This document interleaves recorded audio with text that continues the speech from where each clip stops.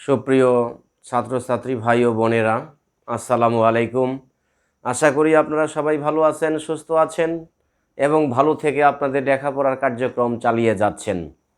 আজকে আমি আলোচনায় নিয়ে আসছি capital budgeting, honours first year, principles of finance, হিসাব বিজ্ঞান বিভাগ, অনার্স দ্বিতীয় বর্ষের ব্যবস্থাপনা বিভাগের principles of finance, BBA honours third ইয়ারের ম্যানেজমেন্ট অ্যাকাউন্টিং এবং মাস্টার্স প্রথম পর্বের ম্যানেজমেন্ট অ্যাকাউন্টিং সাবজেক্টের অত্যন্ত গুরুত্বপূর্ণ একটি চ্যাপ্টার, তার নাম হলো ক্যাপিটাল বাজেট। ক্যাপিটাল বাজেটের বাংলা হলো প্রাক্কলিত মূলধন, অর্থাৎ যে কাজটা ভবিষ্যতে সম্পাদন করা হবে, যে কাজটা ভবিষ্যতে আমরা সম্পাদন করব বা কাজটা আমরা করব, সেই কাজটা সম্পাদন করতে যে অর্থের প্রয়োজন হবে, যে টাকার প্রয়োজন হবে, সেই টাকার সংস্থান যদি আমরা পূর্ব থেকেই করে থাকি, এটাই হলো আমাদের প্রাক্কলিত মূলধন। অর্থাৎ ব্যবহার হবে ভবিষ্যতে, হিসাব নিকাশ হবে আজকে বা হিসাব নিকাশ হবে এখন থেকে। তাহলে যে কাজটি ভবিষ্যতে সম্পাদন করা হবে এবং সেই সম্পাদিত কাজ সম্পাদন করবার লক্ষ্যে যে পরিমাণ অর্থের প্রয়োজন হবে, যে পরিমাণ নগদ অর্থের প্রয়োজন হবে, টাকার প্রয়োজন হবে, সেই টাকার পূর্বানুমান, এটাই হলো আমাদের প্রাক্কলিত মূলধন। এই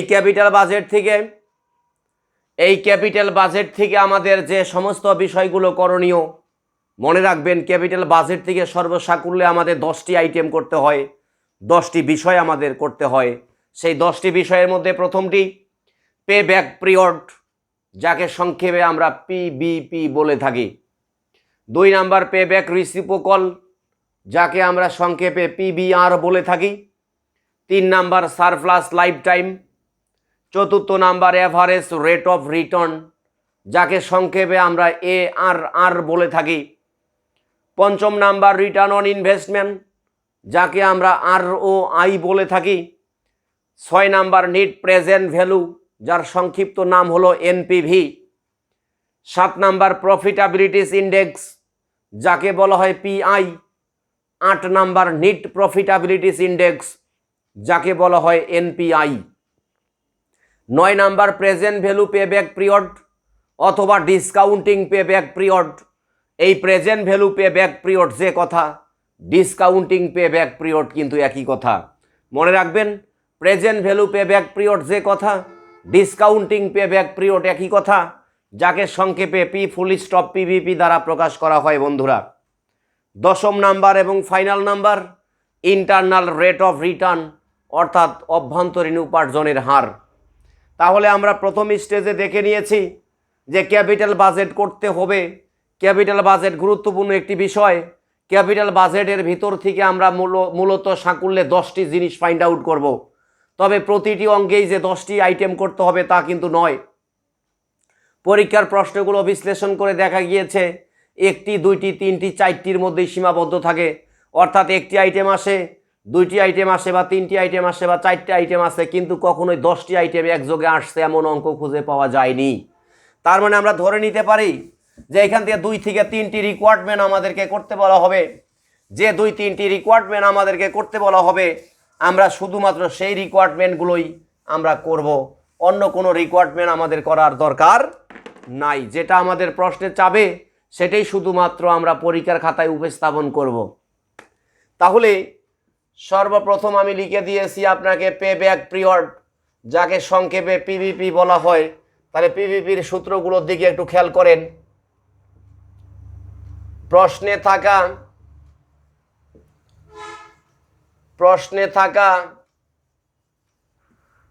ক্যাশ ফ্লো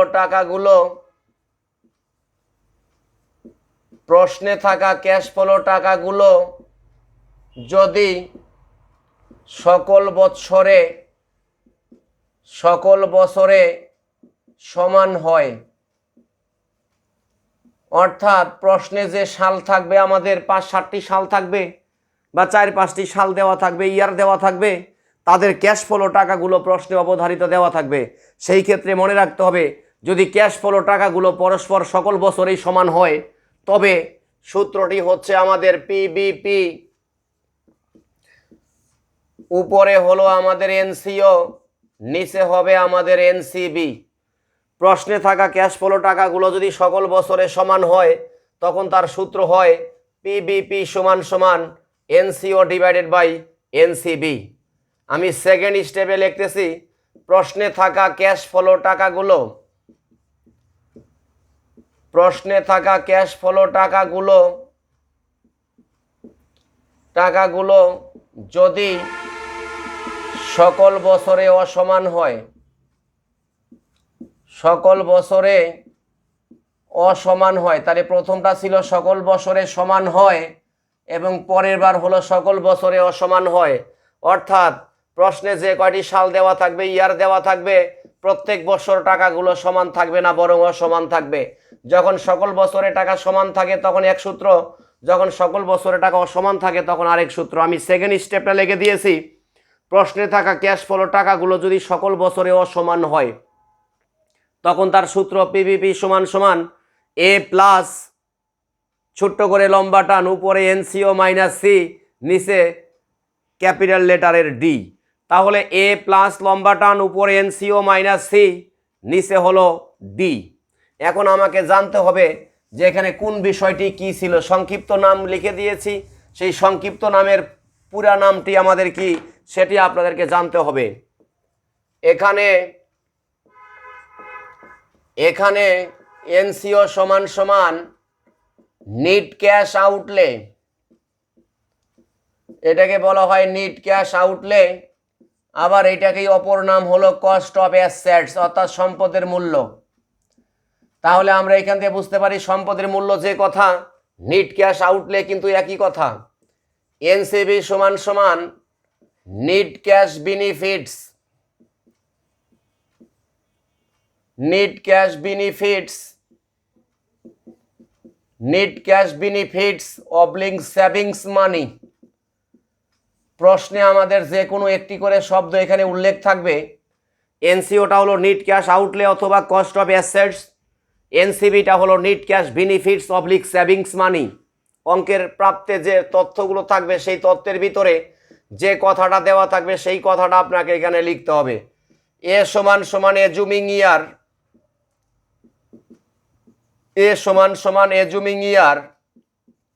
এজুমিং ইয়ারের সঠিক শব্দটি হলো, বাংলা অর্থ হলো কল্পিত বৎসর, অর্থাৎ কোনো কার্য হাসিলের জন্য পূর্বানুমানকৃত একটি সময়, এই সময়টাকে বলা হয় কল্পিত বৎসর। সেই অর্থাৎ এজুমিং ইয়ার সি ফুল স্টপ সিএফএটি, এই সি ফুল স্টপ সিএফএটিকে বলা হয় cumulative cash flow after tax, cumulative cash flow after tax, অর্থাৎ ক্রমযোজিত ক্যাশ ফ্লো, ক্রমযোজিত ক্যাশ ফ্লোকে আমরা cumulative cash flow after tax, যাকে সংক্ষেপে সি ফুল স্টপ সিএফএটি দ্বারা প্রকাশ করি। ডি হলো আমাদের এজুমিং ইয়ার, ডি হলো আমাদের assuming year, then next year CFAT, assuming year then next year CFAT, অর্থাৎ আমাদের কল্পিত বছর যে বছর হয়েছে তার নেক্সট ইয়ার, তার মানে তার পরবর্তী বছরের cash flow after tax. Cash flow after ট্যাক্সটাকেই বলা হয় সিএফএটি, সিতে ক্যাশ, এফতে ফলো, এতে আফটার, টিতে tax, cash flow after tax. এবং ক্যাশ ফ্লো আফটার ট্যাক্স কোন ইয়ারের? এজুমিং ইয়ারের পরবর্তী বছরের, অর্থাৎ এজুমিং ইয়ার বলতে কল্পিত বছর যে বছরটি হয়েছে তার পরের বছরের ক্যাশ ফ্লো আফটার ট্যাক্স যেটি হবে সেটাই হলো আমাদের assuming year then next year CFAT. এখানে একটি কথা অত্যন্ত গুরুত্বপূর্ণ হয়েছে, এ সি এবং ডি, এ সি এবং ডিতে লেখা হয়েছে আমাদের এজুমিং ইয়ার। আপনারা যদি এজুমিং ইয়ারটা ধরে নিতে পারেন তাহলে অঙ্কটা আপনার জন্য মামুলি হয়ে যাবে, অঙ্কটা অত্যন্ত সহজ হয়ে যাবে। এজুমিং ইয়ার কাকে বলে? সম্পদের দামের সমান, সম্পদের দামের সমান, সম্পদের দামের সমান অথবা তার চেয়ে, তাহলে যা লিখেছি সম্পদের দামের সমান অথবা তার চেয়ে কম পরিমাণ টাকা, সম্পদের দামের সমান অথবা তার চেয়ে কম পরিমাণ টাকা, সি ফুল স্টপ সিএফএটি অর্থাৎ cumulative cash flow after tax এর যততম ঘরে থাকবে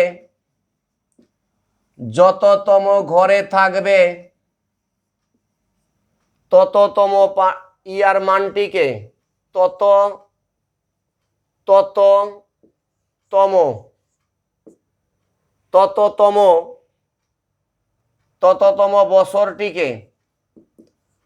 তততম বছরটিকে এজুমিং ইয়ার হিসাব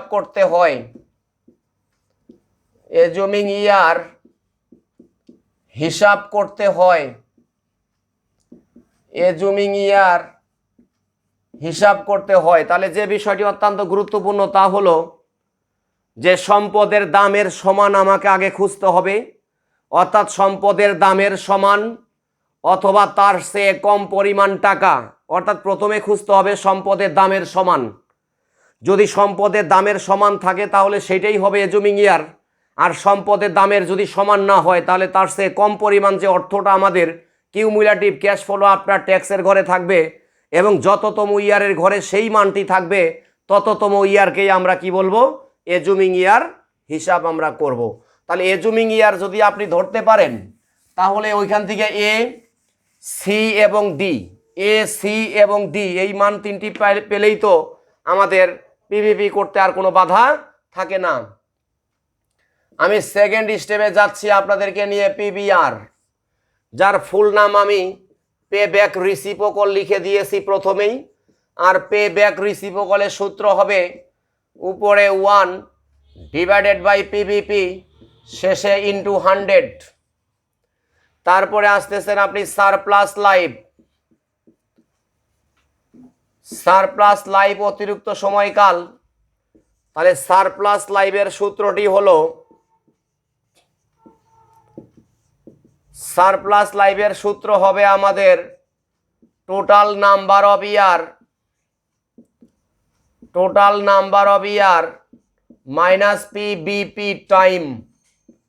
তাহলে যে কথাটি অত্যন্ত গুরুত্বপূর্ণ যে সারপ্লাস লাইফটা নির্ণয় করার সূত্র শুধু অ্যাপ্লাই করবেন total number of year divided minus PBP time, তাহলে আমাদের সারপ্লাস লাইফ আমাদের চলে আসবে।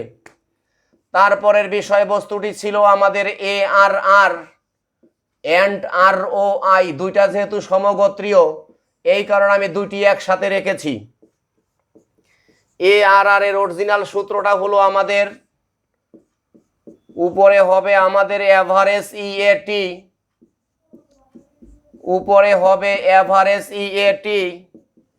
নিচে আমাদের অ্যাভারেজ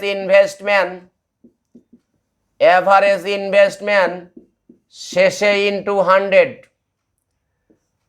তারপরের অপশনটা ছিল আমাদের রিটার্ন অন ইনভেস্টমেন্টের সংক্ষিপ্ত নাম হলো ROI এর সূত্র হবে আমাদের average EAT divided by NCO শেষে ইন্টু 100। তাহলে এখানে দুটি শব্দ নতুন এসেছে, সেটা হলো অ্যাভারেজ EAT এবং অ্যাভারেজ ইনভেস্টমেন্ট। তাহলে এখানে আমাদের অ্যাভারেজ EAT যদি প্রশ্নে স্পেসিফিকলি দেওয়া থাকে তাহলে তো কোনো সমস্যাই নাই, আর যদি অ্যাভারেজ EAT আমাদের প্রশ্নে স্পেসিফিকলি দেওয়া না থাকে তাহলে আমাকে অ্যাভারেজ EATটা বের করে নিতে হবে বন্ধুরা। অ্যাভারেজ EATর সূত্র total EAT divided by number of year, এই সূত্র অবলম্বন করলেই আমাদের অ্যাভারেজ EAT চলে আসবে। আর একটি নতুন শব্দ আমাদের ARR এবং ROI এর ভিতরে এসেছে, তা হলো অ্যাভারেজ ইনভেস্টমেন্ট। তাহলে আমি এখানে অ্যাভারেজ ইনভেস্টমেন্টের সূত্রটা লিখে দিচ্ছি। অ্যাভারেজ ইনভেস্টমেন্টের সূত্রটা হলো কস্ট প্লাস সেলভেজ ভ্যালু বা সেলভেজ ভ্যালুকে বলা হয় ভগ্নাবশেষ মূল্য ডিভাইডেড বাই 2, শেষে প্লাস দেওয়া হবে ওয়ার্কিং ক্যাপিটাল।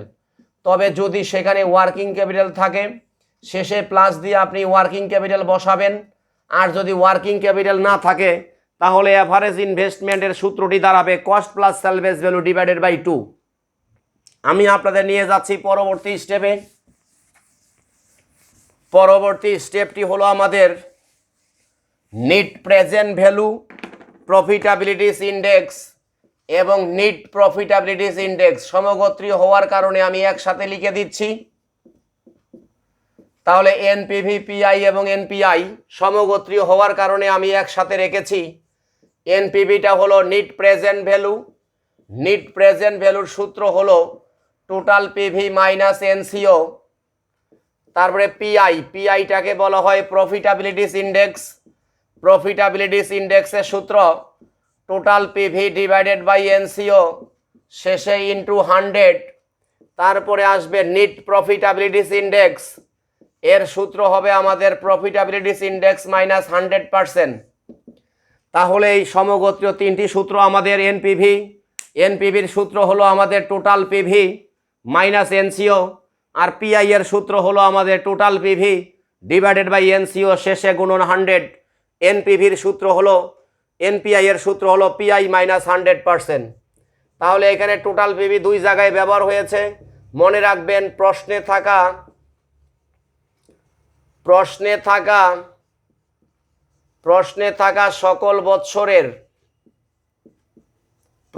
থাকা সকল বৎসরের পিভিগুলোকে যোগ করলেই, প্রশ্নে থাকা সকল বৎসরের পিভিগুলোকে যোগ করলেই, প্রশ্নে থাকা সকল বছরের পিভিগুলোকে যোগ করলেই টোটাল পিভি পাওয়া যাবে। প্রশ্নে থাকা সকল বছরের পিভিগুলোকে যোগ করলেই টোটাল পিভি পাওয়া যাবে। অর্থাৎ এখানে যে কয়টা সাল দেওয়া থাকবে প্রত্যেকটা সালের পিভিগুলোকে যদি আমি যোগ করতে পারি তাহলেই কাঙ্ক্ষিত ফলাফল টোটাল পিভি আমি পেয়ে যাব। সেই ক্ষেত্রে পিভির সূত্র হলো ক্যাশ ফ্লো আফটার ট্যাক্স গুণন ডিসকাউন্ট ফ্যাক্টর। তাহলে বলা হলো পিভির সূত্রটি হলো আমাদের সিএফএটি গুণন ডিসকাউন্ট ফ্যাক্টর। এই ডিসকাউন্ট ফ্যাক্টরগুলো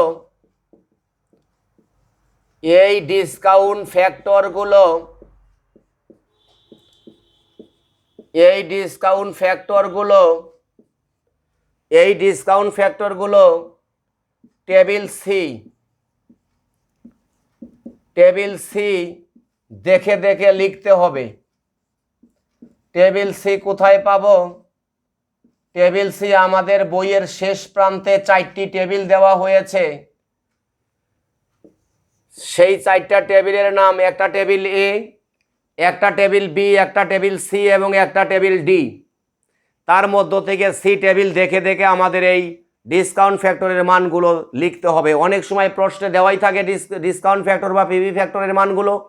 যদি প্রশ্নে ডিসকাউন্ট ফ্যাক্টর এবং পিভি ফ্যাক্টরের মানগুলো দেওয়া থাকে স্পেসিফিকলি, তাহলে যা দেওয়া থাকবে তাই দেখে দেখে লিখবেন। আর যদি তা দেওয়া না থাকে প্রশ্নে, তাহলে অবশ্যই সি টেবিল আপনাদেরকে পরীক্ষার হলে নিয়ে যেতে হবে এবং সি টেবিল দেখে দেখে লেখার বিধান আমাদের রয়েছে, সন্দেহ নাই। আমি আপনাদের নিয়ে যাচ্ছি পরবর্তী স্টেপ।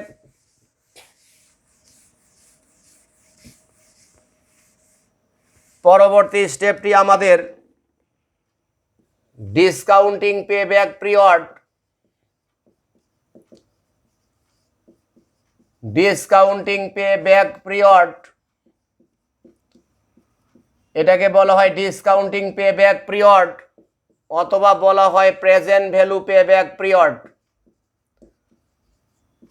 ডিসকাউন্টিং পেব্যাক পিরিয়ড অথবা বলা হয় প্রেজেন্ট ভ্যালু পেব্যাক পিরিয়ড। হয় প্রশ্নে ডিসকাউন্টিং পিভিপি লেখা থাকবে অথবা প্রেজেন্ট ভ্যালু পিভিপি লেখা থাকবে, যাকে আমরা পি ফুল স্টপ পিভিপি দ্বারা প্রকাশ করে থাকি। তাহলে এখানে আমাদের পি ফুল স্টপ পিভিপির সূত্রটি দাঁড়াচ্ছে A plus NCO minus C divided by D.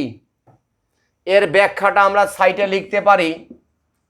এখানে এনসিও হলো নিট ক্যাশ আউটলে, এনসিও আমাদের নিট ক্যাশ আউটলে। তারপরে এ হবে আমার অ্যাজুমিং ইয়ার, এ হবে আমার এজুমিং ইয়ার, এজুমিং ইয়ারটাকে বলা হয় কল্পিত বৎসর। সি সমান সমান হবে assuming year, assuming year cumulative PV, যাকে সি ফুল স্টপ পিভি বলা হয়। ডি সমান সমান এজুমিং ইয়ার,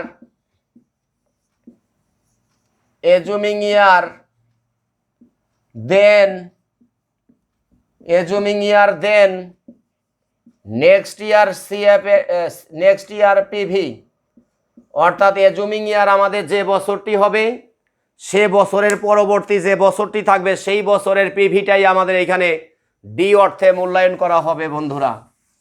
আমি যাচ্ছি দশম সিরিয়াল।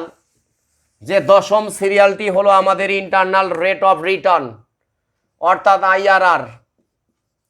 ইন্টারনাল রেট অফ রিটার্নকে আইআরআর অর্থে মূল্যায়ন করা হয়। IRR internal rate of return, internal rate of রিটার্নের সূত্র এ প্লাস লম্বা টান উপরে সি, নিচে সি মাইনাস ডি, শেষে ইন্টু দিয়ে বি মাইনাস এ। অর্থাৎ এখানে এ বি সি ডি ছাড়া অন্য কোনো শব্দ নেই বন্ধুরা। তাহলে এখানে আমাদের ব্যাখ্যাটা আগে জানতে হবে, মূলত এ বি সি ডিটা কি। সেই ব্যাখ্যা যদি আপনি জানতে পারেন অঙ্ক অবশ্যই করতে পারবেন, সন্দেহ নাই। তাহলে এ আমাদের কি, বি আমাদের কি, সি আমাদের কি এবং ডি আমাদের কি, সেটি অত্যন্ত গুরুত্ব দিয়ে জানতে হবে। এ হলো আমার লোয়ার ডিসকাউন্ট ফ্যাক্টর, লোয়ার মানে ছোট, ছোট মানে কম। এ হলো আমাদের লোয়ার ডিসকাউন্ট ফ্যাক্টর, বি হলো আমাদের হাইয়ার ডিসকাউন্ট ফ্যাক্টর।